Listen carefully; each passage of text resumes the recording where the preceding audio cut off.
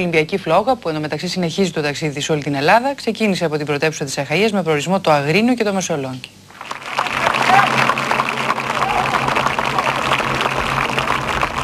Την ώρα που ο ήλιος ετοιμαζόταν να δύσει, ο αθλητής της εθνικής ομάδας πόλο, Μάκης Γοργαράς, άναβε το βωμό στο λιμάνι της Πάτρας.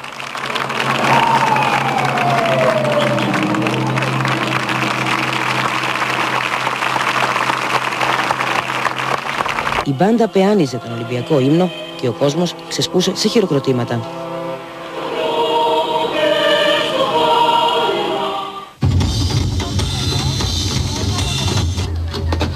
Και ξαφνικά η νύχτα έγινε μέρα. Τα βλέμματα όλων στράφηκαν ψηλά, καθώς χιλιάδες πυροτεχνήματα φώτισαν τον ουρανό.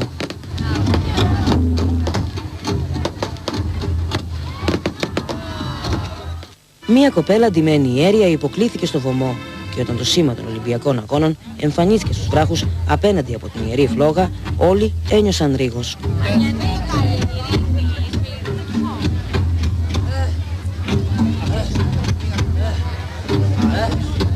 Ήχος και φως συνυπήρχαν αρμονικά στην εντυπωσιακή τελετή υποδοχής. Φρουρούμενη η φλόγα έκαιγε όλη τη νύχτα στο βωμό και το πρωί συνέχισε το ταξίδι της. Ο οποίος άναψε το βωμό στο νεόκτιστο θεατράκι της Μαρίνας.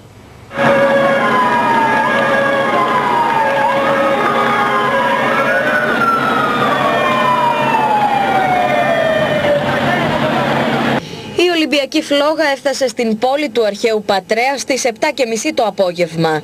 Η υποδοχή της έγινε στην είσοδο της πόλης.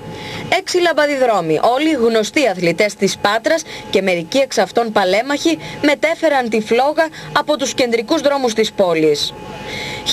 Ο τελευταίος λαμπαδιδρόμος και έκτος Ολυμπιονίκης στην Ατλάντα με την εθνική ομάδα πόλο, Μάκης Γοργαράς, άναψε τον βωμό και η φλόγα φώτισε τον χώρο.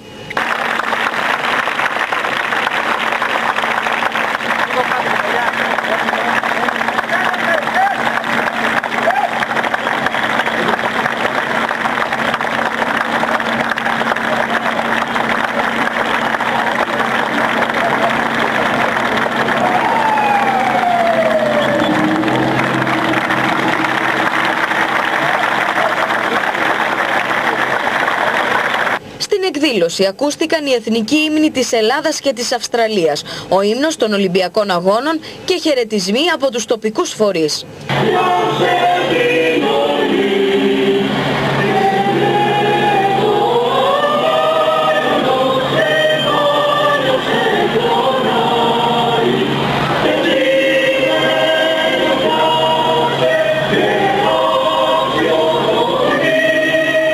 Η συγκίνηση που ένιωσα τρέχοντας στους δρόμους της Πάτρας ήταν μεγάλη.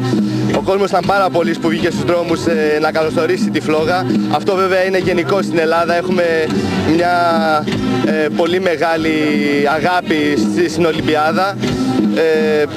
Το δείχνουμε σε κάθε μας κίνηση. Υποδεχθήκαμε με χαρά και την με πυροτεχνήματα που φώτισαν με πολλά χρώματα τον ουρανό της Πάτρας.